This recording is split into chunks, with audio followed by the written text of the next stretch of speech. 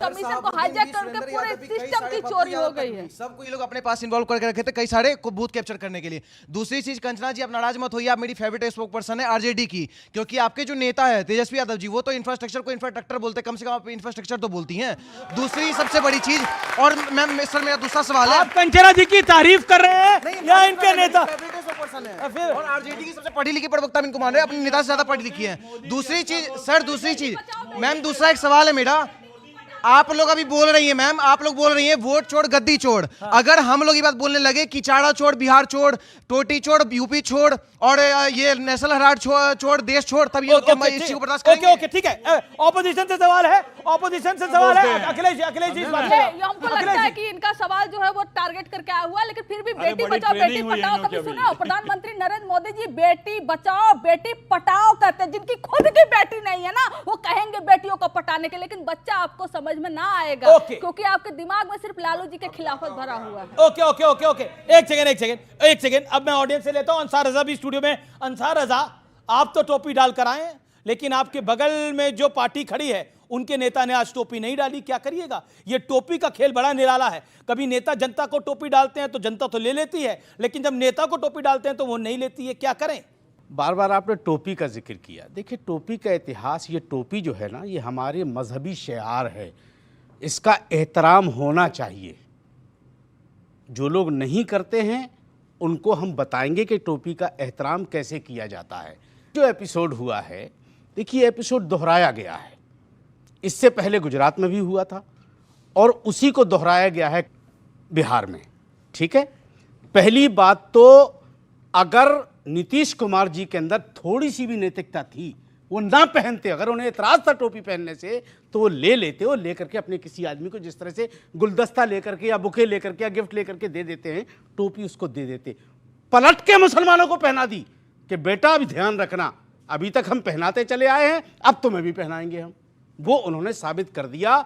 तो मैं आपके चैनल के माध्यम से और भाई साहब के माध्यम से नीतीश जी को मैं बताना चाहता हूं कि अब की बार वाकई आपको टोपी पहनाई जाएगी बिहार में। बिहार ये बिल्कुल तय कर लिया बिहार के लोगों ने कि अब टोपी पहनाई जाएगी। ओके ओके ओके, 10 सेकंड जी, ज्यादा हो गया। चलिए सांस्कृतिक कम प्रतिबिंब कर दीजिए आप। सांस्कृतिक प्रतिबिंब, धार्मिक प्रतिबिंब जितने भी हैं, माह रमजान अभी 2 महीना पहले 3 महीना पहले बीता, आप बताएंगे।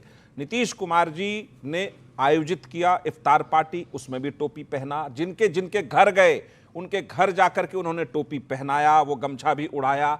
सम्मान वो सभी धर्मों का करते हैं, इसमें आपसे सर्टिफिकेट की जरूरत नहीं। अरे यार प्लीज, वो कह रहे वक्फ बिल का साथ भी अरे दिया। वक्फ में हमने संशोधन कराया है, पता ही नहीं इनको। नीतीश कुमार जी ने उस टोपी को हमारे जो माननीय अल्पसंख्यक कल्याण मंत्री हैं उनको पहना के उनके तमाम समाज के सामने उनको आदर दिया अपना। तुम हमसे ज्यादा काबिल और अपने समाज के सामने हम सबका सम्मान करते हैं। ओके ओके,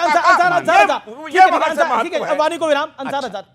रख लेते, क्या बोल रहे हैं? चलिए ठीक है, ठीक है, सम्मान किया उनका। हाँ सम्मान किया। ये सम्मान है जो आपको अपमान दिखाई दे वो रहा है। टोपी किस लिए गई थी स्टेज पे, वो बता दीजिए मुझे आप। उन्होंने कहा जो आप मुझे देना चाहते हैं मैं आपको बढ़कर समझता हूं। उन्होंने यही तो मैं कह रहा हूं आपसे, उनका सम्मान किया। जो जमा खान साहब नीतीश कुमार को पहनाना चाह रहे थे तो नीतीश कुमार ने कहा मैं तुम्हें पहनाता हूं।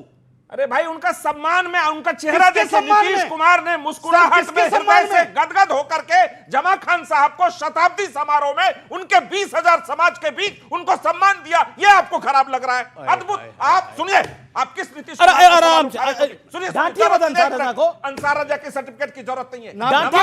सुनिए, नवासी के दंगा पीड़ितों को नीतीश कुमार ने न्याय दिया।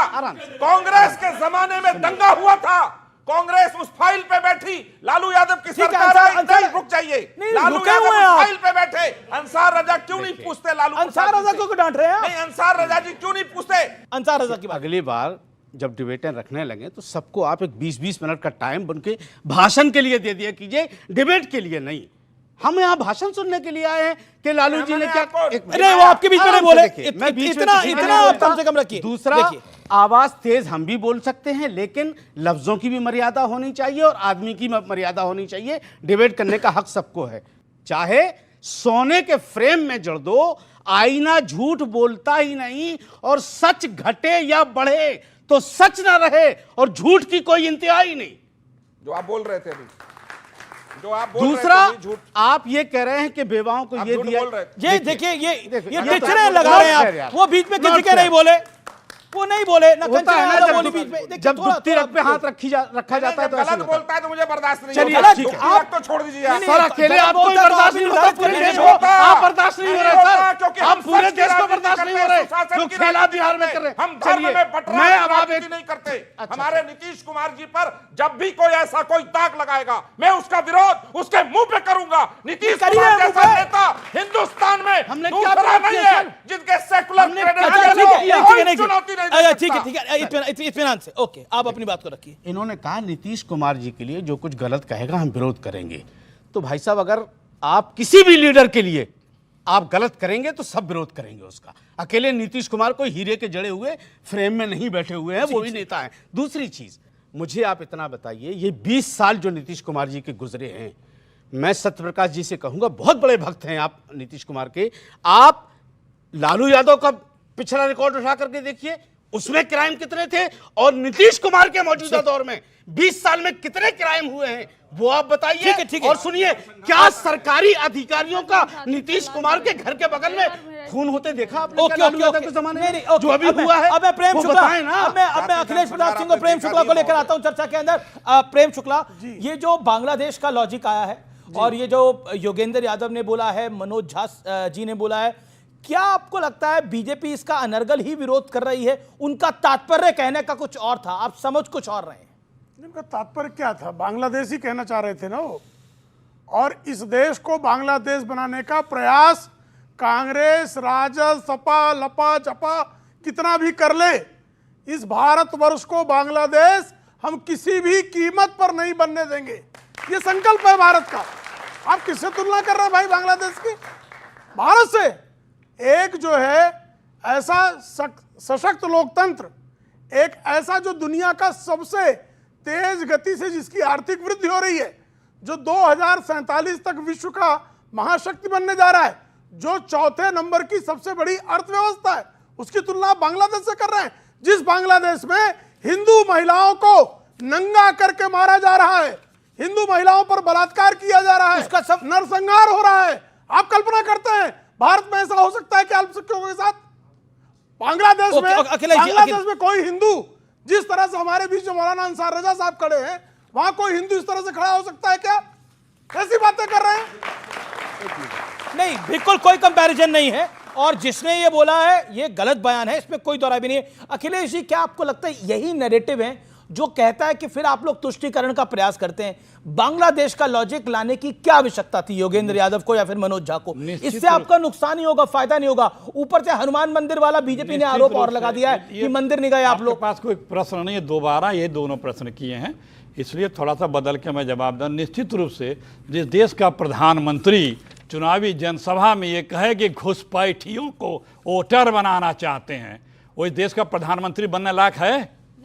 जिसकी खुद की 11 साल से सरकार चल रही हो, वो खुद अपना कितना बड़ा अपने ऊपर दाग लगा रहा, खुद बता रहा है। और यहां बैठ के जिसको कोस रहे हैं, उसी बांग्लादेश के राष्ट्रपति को अपने यहाँ स्वर्ण मोदी जी ने क्यों दिया है? और जो बता रहे हैं प्रधानमंत्री हो ने रहा है, घुसपैठियों पे एक क्या बीच बोला? में मेरे भाई जी जी, प्रधानमंत्री ने कहा हम हर घुसपैठियों को देश से बाहर करके रहेंगे। कांग्रेस और आरजेडी जैसे दल बिहार के लोगों का हक छीनकर घुसपैठियों को देना चाहते हैं। प्रधानमंत्री ने बोला कि आप लोग हक छीनकर घुसपैठियों को देना चाहते हैं, हक छीनकर। साल हो गया अभी करे